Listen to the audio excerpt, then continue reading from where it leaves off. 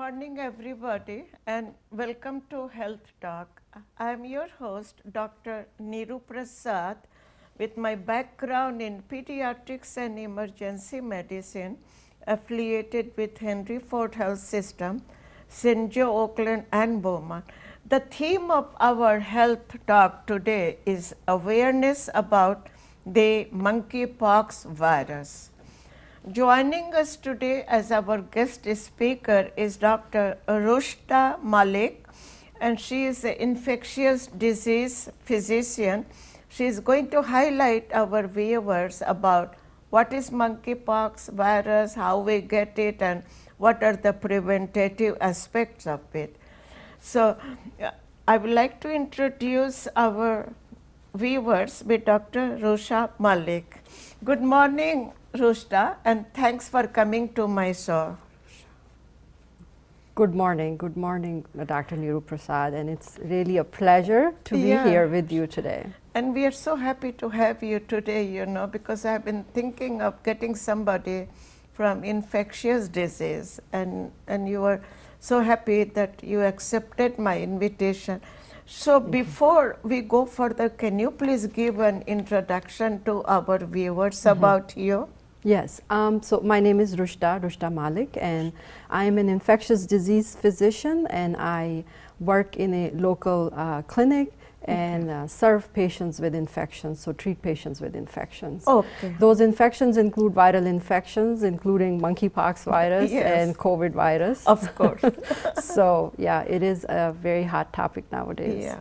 So I have a question from you. Look, for almost 2 years we have been victimized by this COVID and this and other viruses, and now more and more are coming. Right. So when is it going to end? When is it going to end?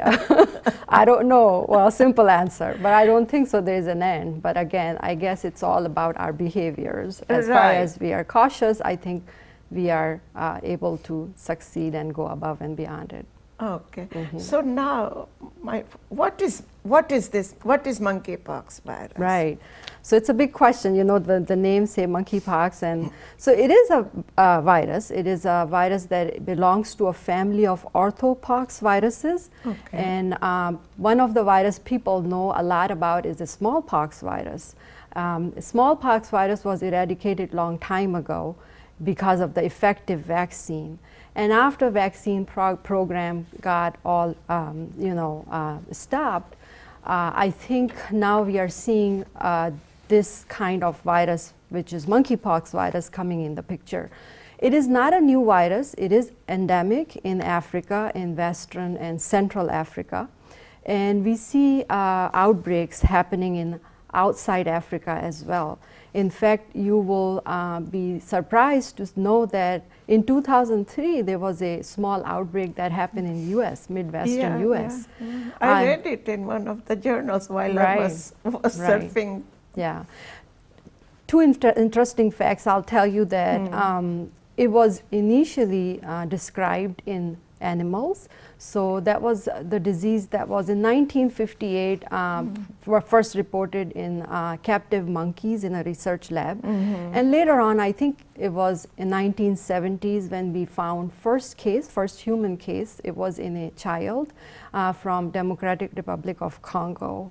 And since then, as I said, there were few outbreaks here and there, and our outbreak was in 2003 in United States, when some Gambian rodents were brought in as house pets, and some prairie dogs also got infected at that time. Yeah. So it is amazing, the virus has been lingering for such a long time, but the problem with it was not, it was not, nobody paid attention because we don't know the clinical manifestation. Right. So that leads me to the second question for our viewers to know what it looks like on the like a clinical manifestation when it appears on the body. Right. I remember when I was very little, I had this smallpox all over my body. I still remember, It stayed for some time with all those scars. Of course, now it went away. So yeah, you will see that older generation, especially people, 50 years ago, have seen that, especially in other countries, poor countries, people have seen smallpox, and they know more about it. As I said, in Western and Central Africa, monkeypox has been on and off seen and gaining more ground. I'll tell you that this current outbreak that started in May of 2022, starting from Europe. That's when that awareness was then. Exactly. That's where people start seeing these typical skin lesions, which were there for about 2 weeks, and that lead to that connection with monkeypox. So as far as clinical manifestations are, in a typical case, what happened is that people can have prodromal symptoms, we call them. People develop fevers, fatigue, myalgias, just like flu-like illness. Right. Yeah. And after that, typical skin lesion appear on the body. Now, in this current monkeypox outbreak, we are not seeing a lot of prodromal symptoms like fever, fatigue, or other symptoms, or they are symptoms only for first few days, 1 or 2 days, and then we see these typical skin lesions. Now, these skin lesions are pretty dramatic. We put them in a kind of stage process where we see first raised red skin lesions appear. We call them macule. In 1 to 2 days, those macules become papules, and then from papules, in few days, it become pustule and the vesicle and pustule, I'm sorry. The pustule is full of pus or fluid, and then it start drying off, and then it's kind of scab over, and then it fell off, a new skin come. Yeah. Now, the problem is that in this current outbreak, we are seeing skin lesions which are not mainly generalized, and they are in lower parts of the body. We are also seeing in this current outbreak that lesions are in mucosal surfaces. Mucosa, involves the mucosa. Yes, so mucosal surfaces can be oral mucosa, so people have lesions in mouth, and of course it's a problem. People cannot eat, cannot drink, we call it dysphagia or dinophagia, and then of course they become malnourished, there's lack of nutrition, it's a big problem. The other surfaces can involve as well, like rectal mucosa. So people have pain, people have rectal bleeding. It's very, very discomforting. So it's a discomfort. So a lot of pain issues people are reporting. So those lesions also can get infected. So secondary bacterial infections are also something which is a serious complication, and that lead to a lot of hospitalization. So far we have seen people going to hospital with these kind of complications. So I'm just trying to orient myself, since it is not on the face. For average people,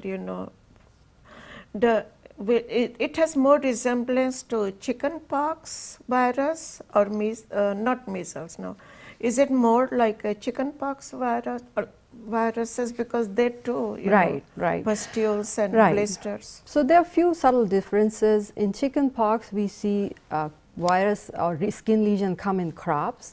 And here we are seeing there is a sequence that when we see at the same time all the skin lesions appear, and then they go through those stages, and at the end eventually it become dry and scab over. So for our viewers to know, there's a little bit difference, not too much, between the chickenpox virus lesions and this one. Right, and as you said, chickenpox virus, we see more presence on the face and the upper torso and arms and limbs. Yeah, and this one is more. Yes, this can be more localized to certain parts of the body. The other major difference, which also differentiated from smallpox, is the lymphadenopathy, we call it. Yeah, so there are. It was just in the that was my next question, because I did a lot of research myself, going through Google. Right. And lymphedema. It starts with this virus leads to lymphedemas. Right. So lymph nodes are those guards of our body, and those lymph nodes become palpable, become more enlarged and painful. So we have seen patients, especially lymph nodes which are in the area nearby where the skin lesions are. We are seeing those lymph nodes are painful. and Okay. people reported So those that big is, bumps yeah. which are painful. So for our viewers to know, if you have palpable lymph nodes painful, Right, then at least in the back of the mind, think Right. about this. monkeypox. Think about this. So now, how does it spread? Yeah, I think it's a very good question because once we know that how it's spread, I think we can help to Yeah, prevent it yeah. as well. So how it's spread through the direct close skin contact. So that's a really key. What we are seeing is that anyone who is in close contact and get exposed to those skin lesions, those sores, they can get it. There is, we call it vertical transmission from mother to baby. It can happen. Yeah, but Also, we have seen this in indirect kind of a spread through fomites, we call them, like through sheets, through Sure. clothing from infected spreading people. the same bed sheets and Exactly. towels and those kind So of things. those kind of things, and it can spread through that. The other thing is certain behaviors. If people who are in close contact with other people in intimate contact, it can spread through that as well. Yeah. Those sexual practices as well. What else can spread that is bodily fluids. Studies have shown that viral DNA has been detected from saliva, from vaginal secretions and rectal secretions as well. So this is, it's very interesting to know about all this, Rushdah, because we are already under so many viruses, plus this one. Now, vaccines. Can you talk about what has the vaccines? I saw a couple of names. Right. Antiviral, I don't remember. Right. I left it to expertise like you to talk about the vaccine. Right. So there are two vaccines, and those vaccines are not new. We have them because of smallpox in the past, and one of them is called ACAM 2000, and the other one is Jynneos vaccine. Yeah. The one we are using a lot nowadays is a Jynneos vaccine, Okay. and that has been mobilized by CDC and Food and Drug Administration. CDC have approved both of it, isn't it? Yes, FDA approved both this. Yes, they have both. They have both, but we are seeing more use of Jynneos, and it has shown good results so far. It is a vaccine that can be given in two circumstances. One is called pre-exposure prophylaxis, and the other one is called post-exposure prophylaxis. Okay. So pre-exposure prophylaxis is when CDC recommending anyone who is at increased risk of getting this disease, monkeypox virus, we can prevent it by giving vaccine to those people. And this vaccine can be given 4 weeks apart, 2 doses, and it can prevent the onset of the disease. Post-exposure prophylaxis is vaccine given to people if they are exposed to monkeypox virus. So that can be given in two scenarios. One is within 4 days after the date of exposure. So anyone who been in contact or who exposed to anyone with monkeypox virus and skin lesions, they can contact their health medical personnel, and they can be given that vaccine in order to prevent the onset of disease. Now, also CDC has recommended that if within 4 to 14 days after date of exposure, people can come and get the vaccine as well. That may not prevent the disease from happening, but it can decrease the symptoms. Okay, it won't prevent, but if it's been given between 4 and 14 days. But reduces the progression. Exactly. And what, when there's an active disease, then of course you treat the bacterial complication, then the vaccine is no good, right? Exactly. So if someone who got the disease, they already have all the signs and symptoms and skin then lesions, then it will take its course. We have to be concerned about those severe complications as I talk about secondary bacterial infections. Those need to be monitored, and if patients who are having those kind of symptoms, they need to contact their physicians, and they need to be treated for those secondary bacterial infection. Now, there is one medication which is antiviral medication called tecovirimat or T-pox. T-pox, yeah. T-pox. Yeah, That I has heard been about that one too last night. Yeah. Yeah, So so that what has does- been recommended and suggested by CDC. It has been used in past for smallpox and other Okay. viruses, and that has shown some promising results. Again, it is not to cure the disease, but it is to minimize the symptoms of the disease, Yeah. and it has been allocated especially for those patients who have severe disease. I would like to also mention the severe disease can lead to brain involvement as well in some Yes, patients, of course. and that can cause Encephalitis. encephalitis. Yeah. So those are the people who can be benefit from that medication. So mostly the people susceptible are with this virus is senior citizen plus people with the alternate behaviors, right? Yes, exactly. So that's really important to know that who is at high risk. Right, the high risk people. Right. There are, the first category is always any kind of immunosuppressed patients or Yeah, immunosuppressed person. Immunocompromised. People who have underlying skin diseases like psoriasis, who have, any underlying immunosuppressed condition that put them at increased risk. Eczema, complicated eczema and also dermatitis. dermatitis. Okay. Those are the people who should get the vaccine as a pre-exposure prophylaxis. Yeah. We also are seeing that this disease has affected people with certain risk behaviors, especially people who are gay, bisexual, Yeah, and men having okay. sex with men. And those are the ones who are at high risk of getting the disease, and those should be also vaccinated. Pre-exposure prophylaxis vaccination is recommended for those people. Also, immunosuppressed patients Diabetes? like diabetes, any high underlying blood disease, pressure? exactly. Okay. Pregnant female and pregnant patients and breastfeeding mothers also Yeah. come in that category. Does this virus have placental transfer to the babies? Yes. To the, Yes, there are certain Let's studies try. that have come through Africa. So those studies have suggested vertical transmission from Yeah. mother to fetus, Yeah. and there are certain reports of spontaneous abortions in those Yeah.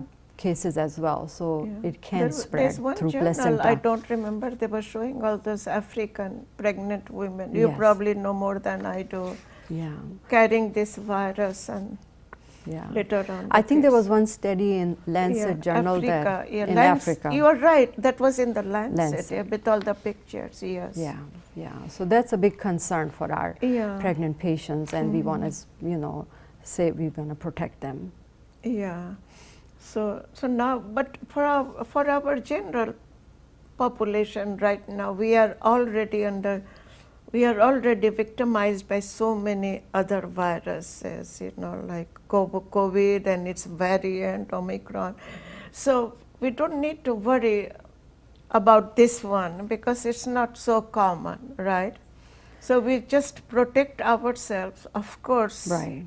with all the protective measures, but we don't have to worry too much about this virus, Yeah, I right? mean, that's true. The good news is that we Yeah. are seeing that cases are coming down. So I was coming looking down. at the CDC Yeah, website last night, and Yeah, I saw CDC. that Less- there is, least number reported, Yeah, least number of yeah. cases reported in the Yeah. month of September. And also CNN reported, I think it was 2 days ago, CNN reported less of this. Right, right. Yeah. So, as you said, there's so much going on, and there are so many other Exactly. viruses, especially winter is coming, so we are seeing Winter more is core coming, viruses yeah, as yeah. well. So we don't have to be too much, occupied with it all With the this time. But again, I guess the simple measures, and Yeah. if you know who you are, and if you know that you are at risk, if people protect themselves, I think they can easily dodge this bullet. Right, I think yeah, so. yeah. That is yeah. the whole thing is, more worried about the winter. Exactly. Because winter is around the corner already, the flu viruses. Remember last year or before that, 2 years ago, we have H1N1, H1N3. Yes. But then when COVID started, then we forgot about that. Right. And now, once that one is controlled, Omicron and all this, now we are coming up with the other ones, B10 and all that. So do you, what is your advice for our general people, you know? You know, my message is very simple and straightforward. Yeah. I want people to be responsible and be safe.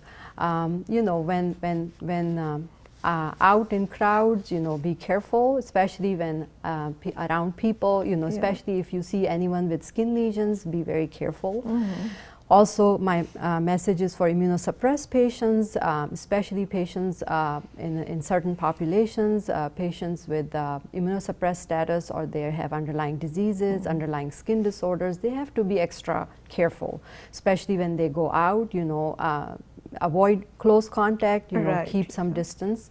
I also want to give message to our young adults. You know, they have to be careful with risky activities. You know, they have to be careful about certain risk behaviors, certain behaviors that can lead to bad consequences. Sure.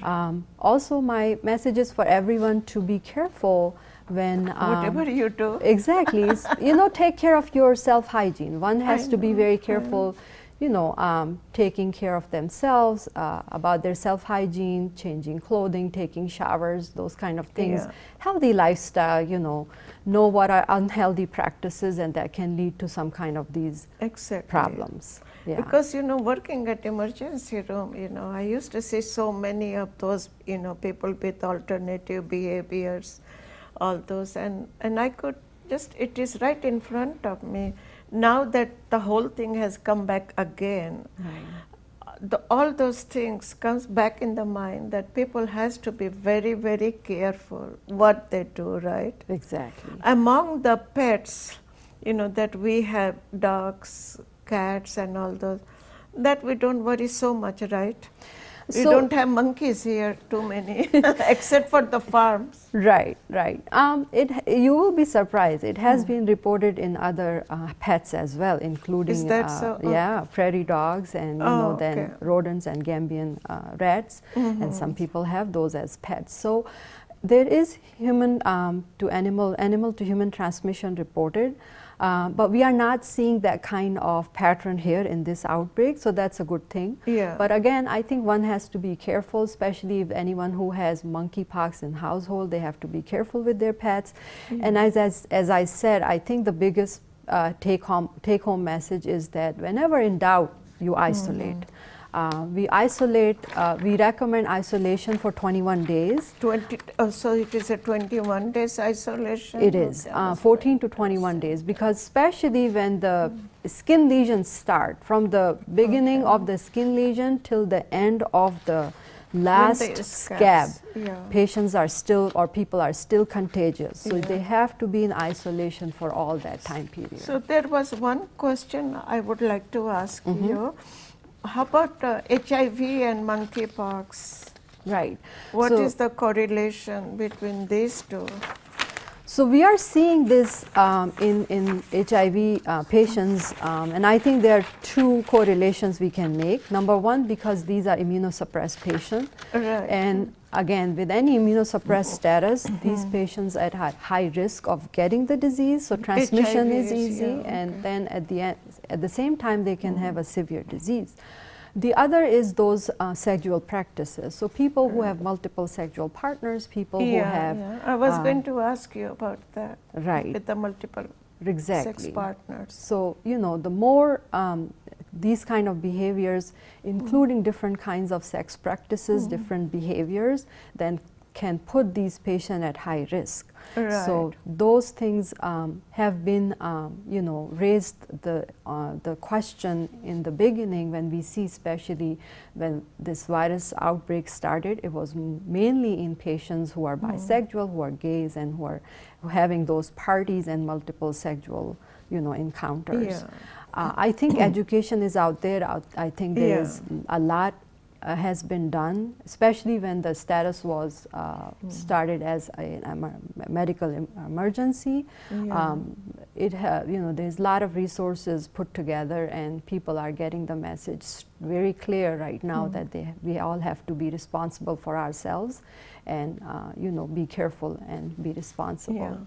So that is very good. All the information last 1 minute, what would you suggest? Of course, healthy lifestyle, right? Anything else would you like to suggest our viewers? Right. So I really want to emphasize on isolation. Isolation. Anyone who has skin lesions, if you are in doubt, isolate yourself. Right. Isolate yourself, monitor for symptoms, monitor for skin lesions, and if you would like to, contact your medical physician, medical healthcare worker, should do that, and make sure do not transmit it to others. Okay, so thank you so much for coming to my show. You're welcome. I'd like to thank our viewers for watching me on my health talk.